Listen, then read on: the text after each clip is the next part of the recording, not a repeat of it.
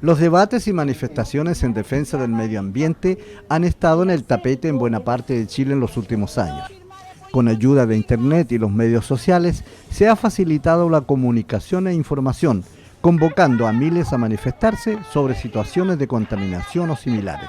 Es el caso de la instalación de termoeléctricas al sur de Saturada, Quito. porque acá se ha planteado en este mismo programa de que no debería declararse zona saturada porque se va a disminuir la cantidad de empleo. No van a venir las industrias a invertir y vamos de un 11%, vamos a aumentar a un 15%. ¿Cuál es su opinión? Eso es ser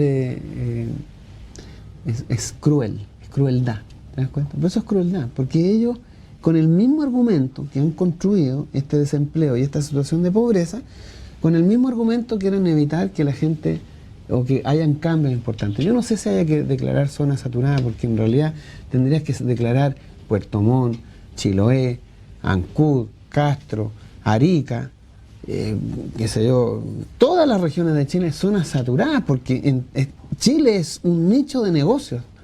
Todo lo han convertido en un negocio, y un negocio que no es poco rentable, porque fíjate que en el año 2011, cuando los estudiantes estaban en la calle, el grupo Luxic duplicó su patrimonio en un solo año. Su riqueza la multiplicó por 2. El señor Luxic, solo el grupo Angelini y el grupo Polman, lo mismo, duplicó su patrimonio. Es escandaloso lo que ocurre en Chile. Esto es escandaloso. Hacen termoeléctricas acá y la energía eléctrica es más barata. No. No es más barata. Entonces, Sucede todo ¿por lo qué? contrario. Sucede todo lo contrario. ¿Para qué hacen esas termoeléctricas? Para alimentar el negocio de las grandes multinacionales. ¿Para qué están haciendo? ¿Para qué la señora Bachelet puso 40 termoeléctricas? 42. 42, me equivoqué. Quizás no hizo un mea culpa, pero sí se comprometió a nunca más termoeléctrica. ¿Le creemos? No le puedo creer a ella. ¿Cómo le vamos a creer a una persona que lo único que hizo fue gobernar para las multinacionales? Estas termoeléctricas, ¿cuál es el sentido? La gente tiene que saber, ¿para qué hay estas termoeléctricas? Bueno, porque los proyectos mineros en el norte de Chile necesitan energía eléctrica. Los proyectos forestales, los proyectos pesqueros. Hacer andar la industria de acumulación capitalista requiere mucha energía. Y entonces ponen plantas de generación de energía a través de las termoeléctricas, las represas en el sur, Hidroaicén. ¿Para qué se hace eso? Primero, para alimentar el negocio de la producción de energía, porque también es un negocio.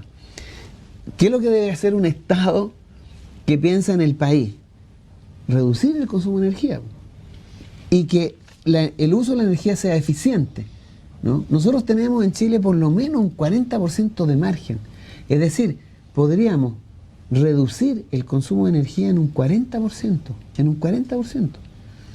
si nosotros nos preocupáramos de la eficiencia energética, es decir, que cuando quemamos un barril de petróleo, ese barril de petróleo al quemarse produzca ahora 10 veces más de lo que producía antes, ¿no? Con el mismo barril de petróleo producir más de lo que se producía antes. Pero eso es cuando tú eres un Estado que se preocupa del interés, que no quieres consumir la energía porque contamina, porque es caro. Pero cuando el negocio es privado, ¿a ti qué es lo que te importa? Vender más y más y más y más barriles, porque el negocio es vender energía, no es ahorrar energía cuando es un negocio privado. Cuando es de parte del Estado, ¿qué es lo que te preocupa? Menos energía, ser eficiente en el uso de la energía, poner fuentes de energía que sean no contaminantes. Pero eso requiere inversiones, compromiso del Estado, requiere no pensar en la cosa lucrativa, en el negocio. Eso es cambiar la lógica. Entonces, ¿qué es lo que hay que hacer en términos de termoeléctricas? Hay que desmantelar termoeléctricas simplemente. Hay que, en vez de aumentar en 40, hay que reducir las termoeléctricas, poner otras fuentes de energía y, más que cualquier otra cosa, reducir el consumo de energía por la vía de la eficiencia energética. Es decir, reducir el consumo de energía y no aumentarlo. Pero para eso tenemos que ser, el Estado lo tiene que hacer la comunidad, porque tenemos que hacer prevalecer el principio del interés público y no el principio del interés capitalista. Y si no lo hacemos, entonces van a poner 6 termoeléctricas más y no les va a importar.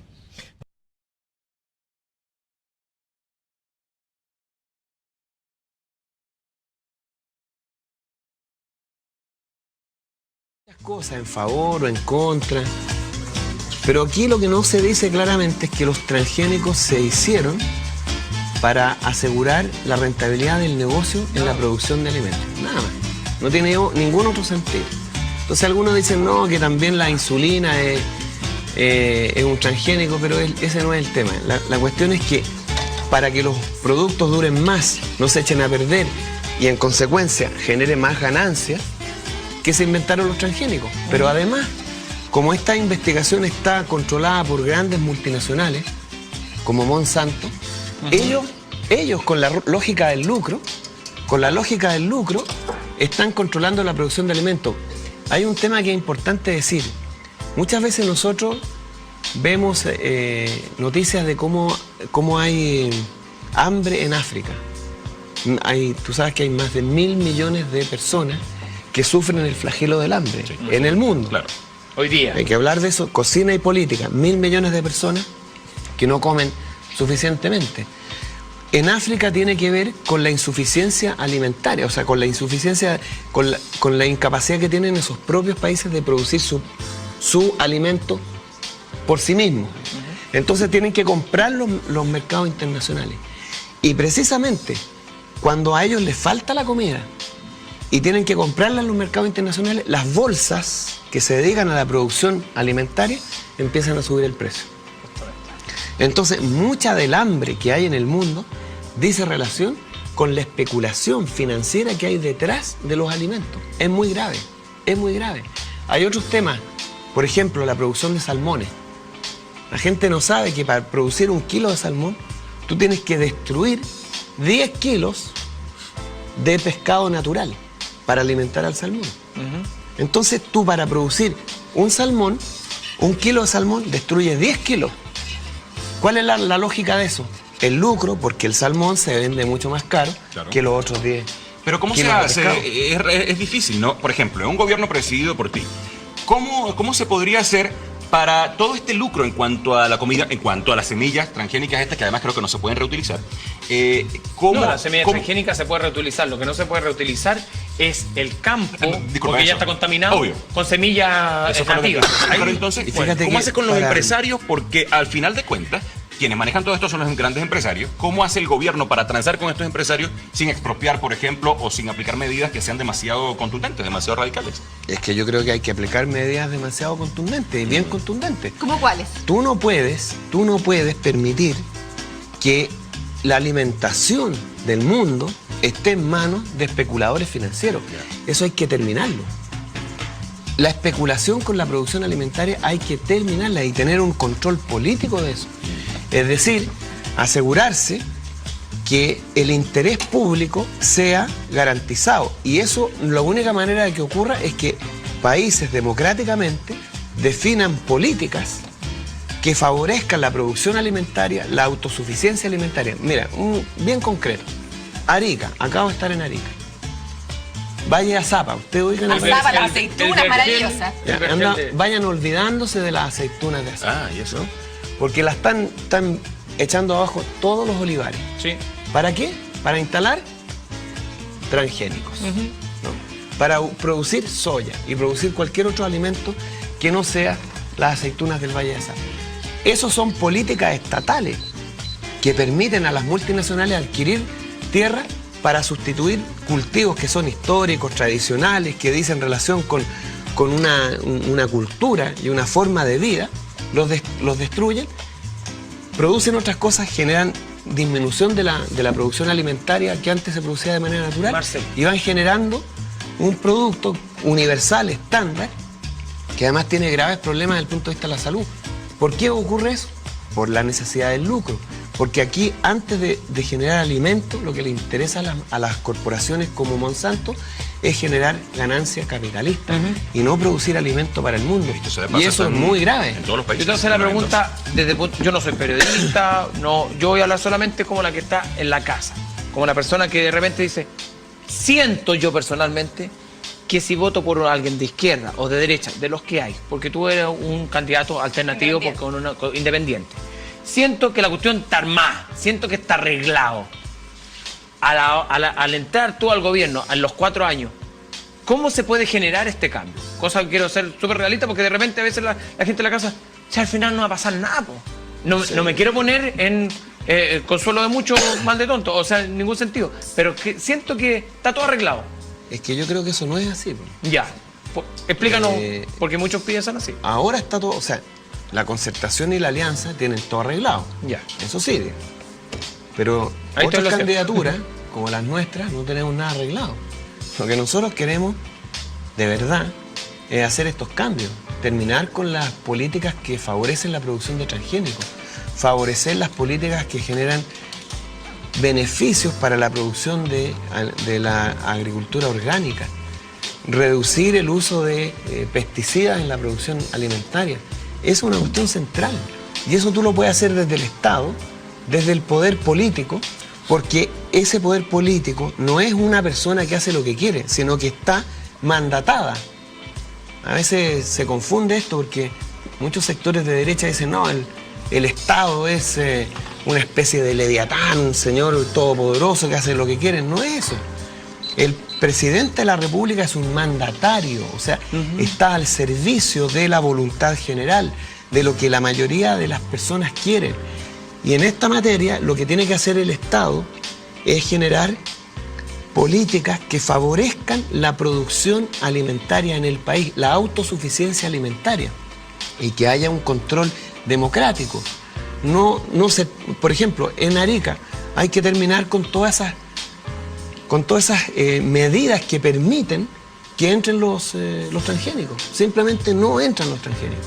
Y favorecer la producción nativa, por decirlo así, o la producción local, ¿no? Claro. Y eso simplemente son normas, son reglas, son políticas de financiamiento, crediticias, que tú vas apoyando ese tipo de producción políticas capitalista. Creo que tenemos que reconstruir la relación hombre-naturaleza y la centralidad de la organización humana, del mundo, de la sociedad debe estar en el trabajo. Pero ¿qué es para ti hoy día el capitalismo? O sea, el capitalismo es lo peor que hay, eso es para mí, lo peor que hay. Claro, yo he recorrido Chile, lo he recorrido como académico, como líder de opinión en temas ambientales, como ciudadano común y corriente, mochileando, de vacaciones.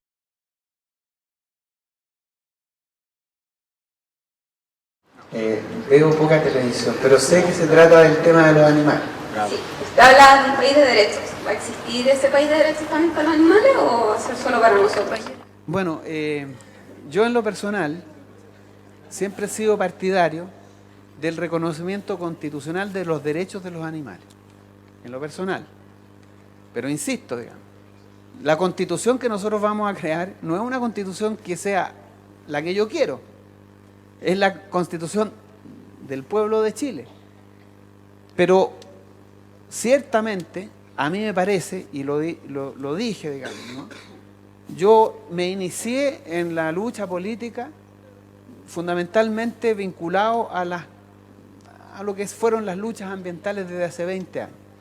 Para mí, la cosmovisión humanista donde toda naturaleza es una función del bienestar del ser humano me parece inadecuada. No comparto ese humanismo. Creo que debemos avanzar hacia un ordenamiento en donde la otra vida, las otras formas de vida tengan la misma dignidad, el mismo derecho a existir y a ser respetado y a ser dignificado. Eso es lo que a mí me inspira, por lo menos filosóficamente, y que obviamente también me inspira políticamente, y voy a luchar para que la constitución política que tengamos, la nueva constitución política, consagre los derechos de los animales. Eso. Muy avanzado el pensamiento.